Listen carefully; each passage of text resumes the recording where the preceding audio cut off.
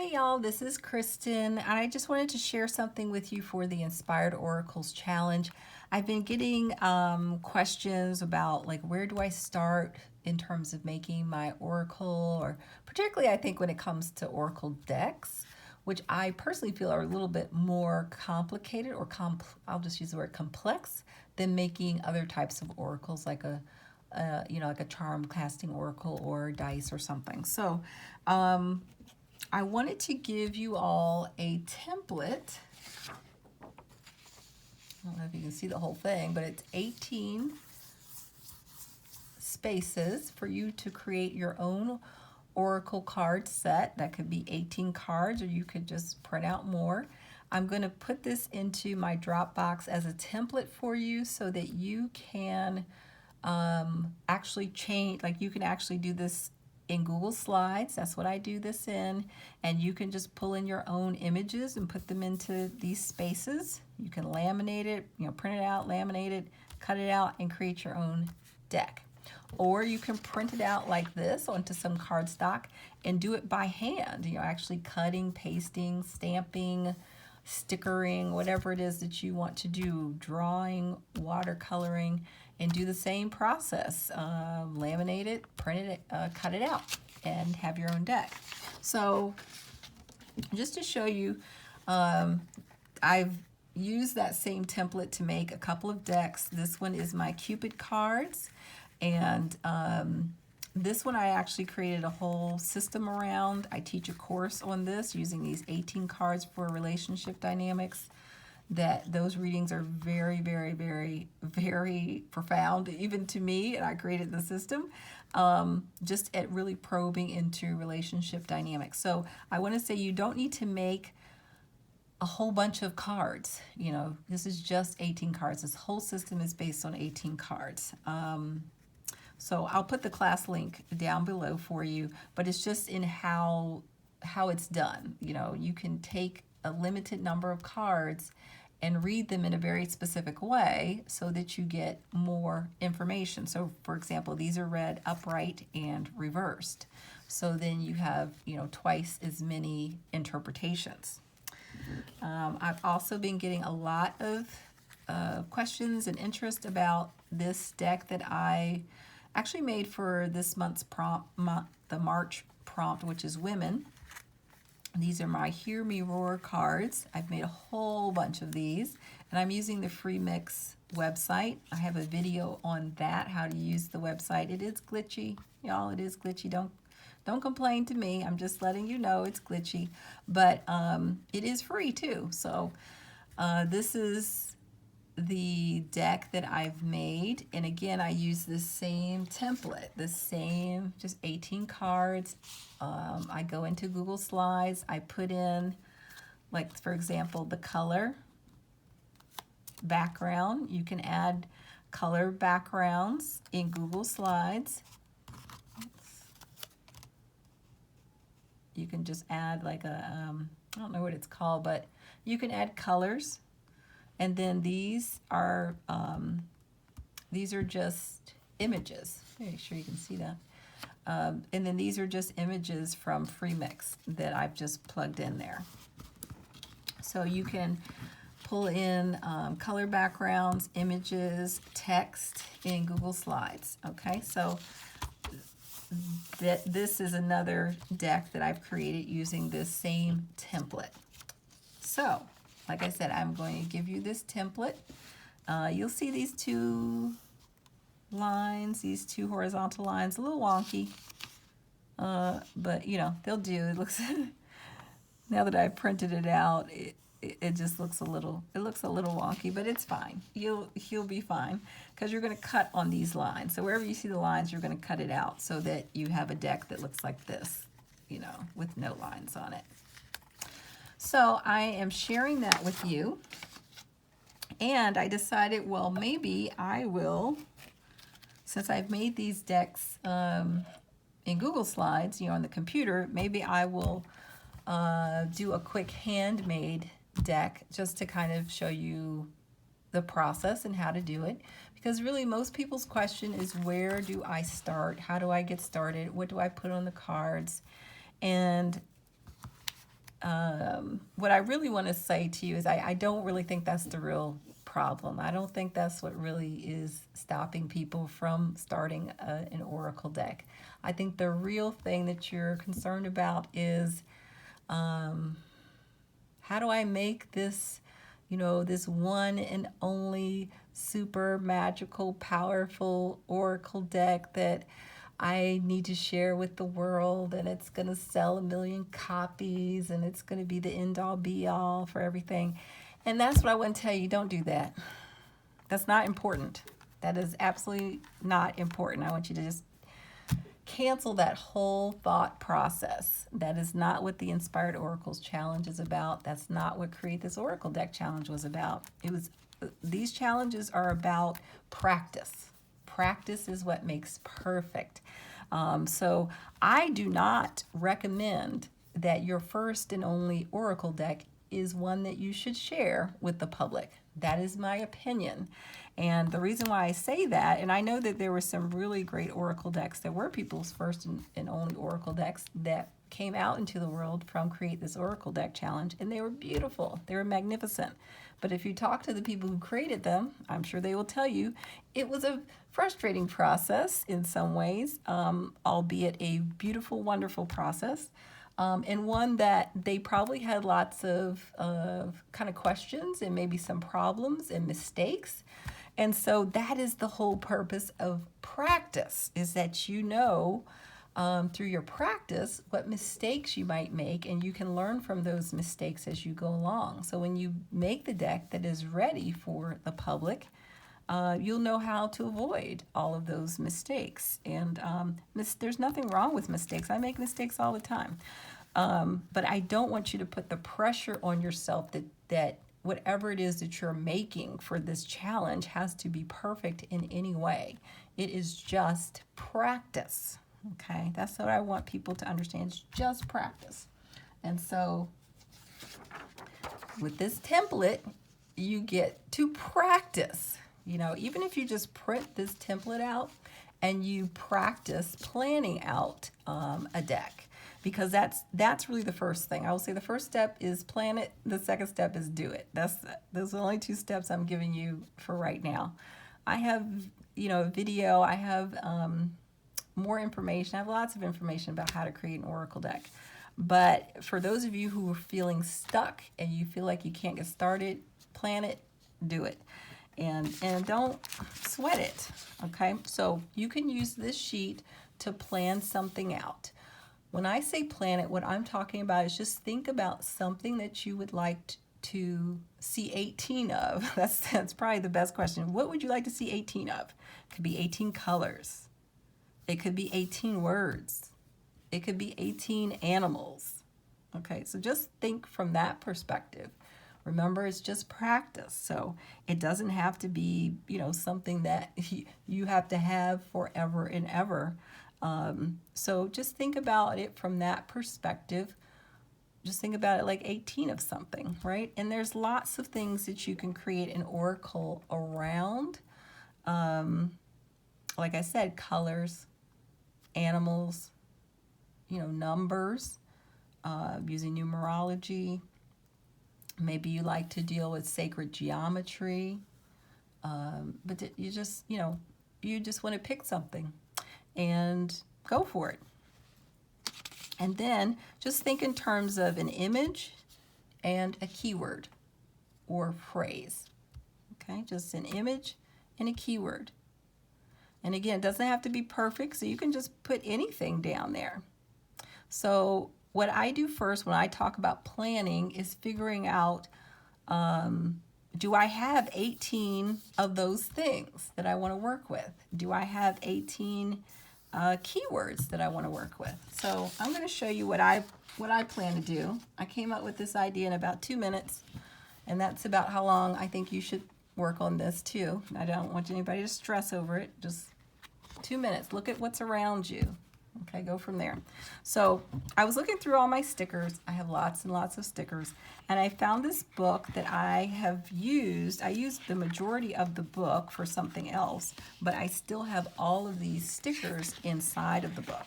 And you can see they're all pets, mostly cats and dogs.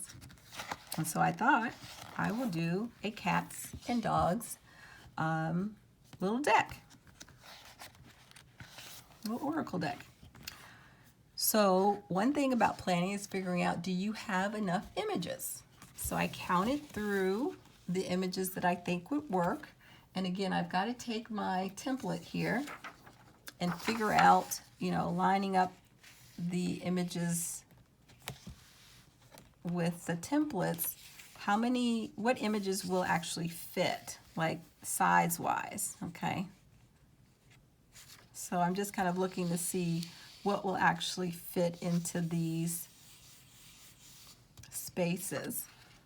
So some of them I won't be able to use the entire animal, probably, like this one. I'll be able to get the head and some of the body in there, but not the whole animal. So figure out, do you have enough? Do you have enough images to use? If that's a go, then that's great. Now you want to think about words that you want to use. And how do you want to get the words on here? One thing that you could do is take your template in the program and actually write in words, keywords, and then find images to match it, like stickers or stamps. Now I will say to you, and I should have said this before when I introduced the template, it's very important for using this template, make sure that when you get into it that you select, make a copy of this. Because if you get in here and you start playing around with it, it's a shared file. So that means you have just changed the file for everybody else. Okay, so don't do that. Just go into it, make a copy, and then once you have that copy, you can call it whatever you want, and you can, you know, keep copying that copy or do whatever you want, duplicate the slide, whatever you'd like to do with it. But be sure to make a copy. So let's talk about words, keywords, because really oracle decks are pictures and words generally, okay? So I looked through some of my word stickers. I'm actually using them for another handmade deck that you'll see later on. You'll see videos of it later on. But I found this one. It's Back Chat Creative Diary 8 Sheets of Stickers by Dilutions.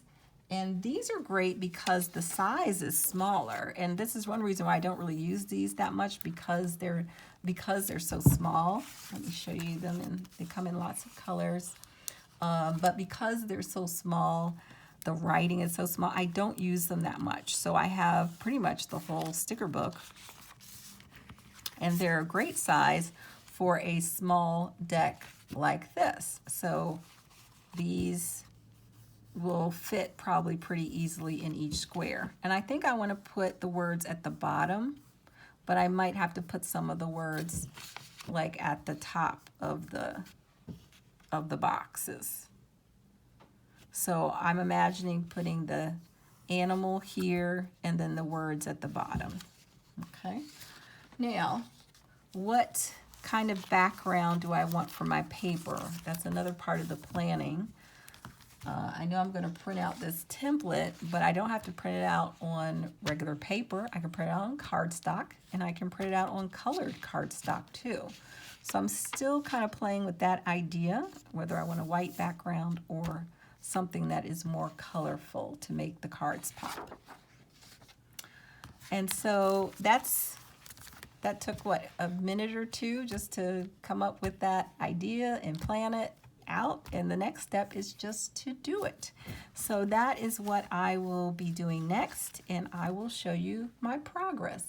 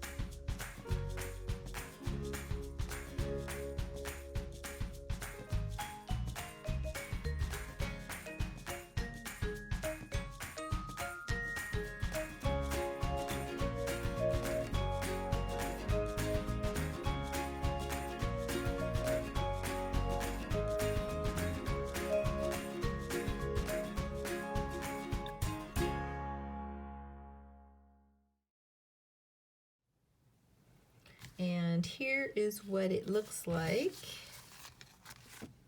laminated. So I've finished the little process video I showed you, had this top line finished, and then I went and added in the rest of these. You can see some of the edges go over, but I'll be cutting. Remember, I'll be cutting those out, so some of the things that come over these lines I just didn't worry about. My cutting job for cutting off the edges is really terrible. It's like even worse than I thought it would be. But I'm not going to worry about it because I can make another one if I need to or if I want to. This is for practice, so it doesn't have to be perfect. This was really just for fun.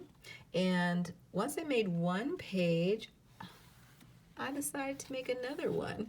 So once you start doing this, what you'll do is you'll find a rhythm for it. When you're doing the same thing, you know, the same pattern over and over again, it really does create a rhythm for you, and you'll get better at it. Like, you'll just improve, and that's really what this is for. That's really what I mean by practice. The more that you do it, you'll be able to kind of correct some of the mistakes that you're making, that you made maybe with the first sheet, in the second sheet. My cutting still doesn't get any better, but like I said, that's okay. But you will find your rhythm the more of these that you do. And I may make one more sheet because I still have, I think, plenty of animals at least to make for one more sheet. And I still have, you can still see I'm only using these color ones. There's some in black and white. I mean, yeah, there's some in like just black and white, but I've only been using these, the ones that are in color, and I still have quite a few more, but I've gone through and just found the ones that I really wanted, and then I'll just kind of go back through them and see if there's any more that I really want to include that I can use to make another sticker sheet. So the next stage after this is to cut everything out, and then I usually do a corner rounding on them as well. And then I will show you what the deck looks like. All right, so the deck is finished. I've cut out all the cards, and I wound up making I think I made 3 sheets of cards, so I think that's 54. So, here's the deck from the side, so you can see all the cards. And I'll just do a quick flip through of the cards for you so you can see them. There's, if I was really trying to, I guess, make this look pretty, I probably would have done, I wouldn't have done it quite this fast, but again, we're just practicing, and actually this I think is a really fun deck. So I'm just gonna kind of go through the cards just to show you. I picked the green cardstock background, and just so you can see, the back is just a plain green. And I'm really glad that I picked that cardstock. I was going to use something else, and I'm not sure that I have 3 sheets of that particular cardstock. So I'm glad I went with just the plain green background, because I think everything kind of pops. You'll notice that there's like the white background to the sticker, so that kind of pops against the green. And then the word stickers that I use were all in different colors. There's like a green and a blue and kind of a pink color, and I think it works really well with the background too. So I wasn't sure about the green, but I really like how it came out. And I think it makes the cards look really vibrant. And when I looked at the word stickers, like, I really took some time to look through the word stickers. I wanted to focus on there's a really funny, snarky, just really funny kind of word stickers in there. But I wanted to focus on kind of a deck that I could use for every day too. Just things that are like need to take a nap or hardly slept, or like this one that says busy week. That, you know, something that I could pull for a card or two for the week, and that would give me a sense of, you know, what I can expect for the week or for the day.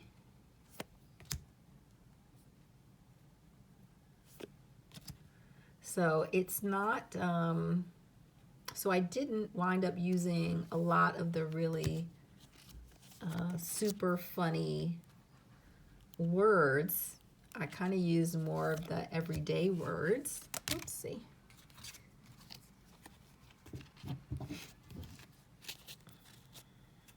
Just because I think it will help this deck to read in a more everyday fashion.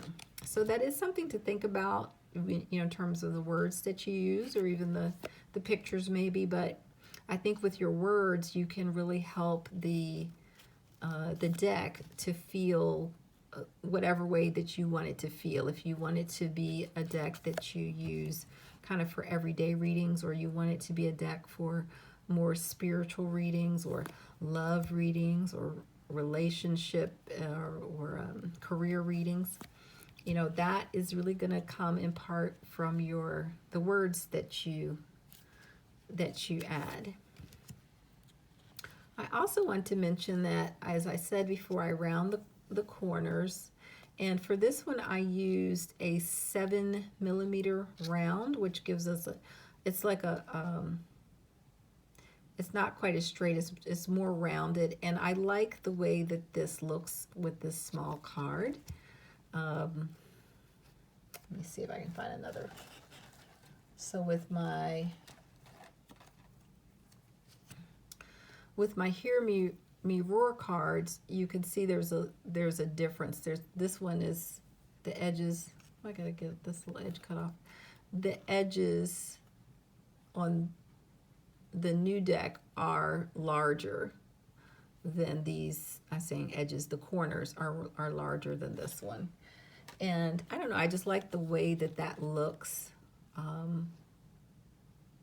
So if I can make, you know, in this size, I paid a little bit of attention to what was at the bottom. So if you're going to do a really strong corner round like this, you want to make sure you pay attention to what's at the edges, so you don't put anything right up against the edge.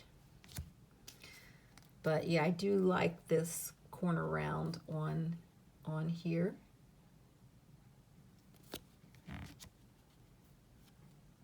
And I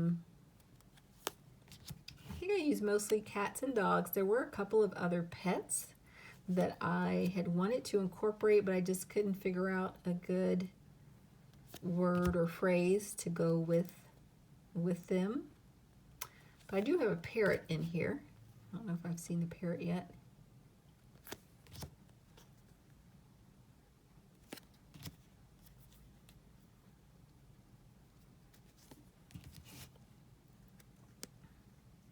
And so the next step for me is always just to start using it, and just use it maybe for daily pulls or just general readings, and see how it works. And that's usually how I, you know, figure out how the deck wants to be used and how it wants to be interpreted, is just to start using it for readings.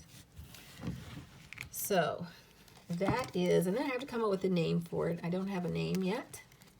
I usually am really terrible with names. Oh, here's the one with the parrot.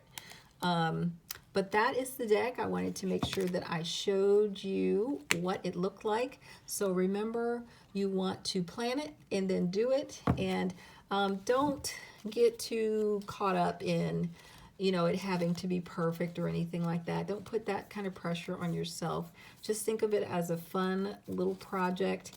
I always say do it as quickly as possible. Meaning you don't want to agonize over this. It shouldn't take you months or, you know, to do. Just come up with a concept that you like, and find some images and find some words and put them together. And I'd love to see what you come up with. If you want to show us on Instagram, just use hashtag Inspired Oracles Challenge. Or if you have a YouTube video that you want to share, I'll be happy to add it to this playlist.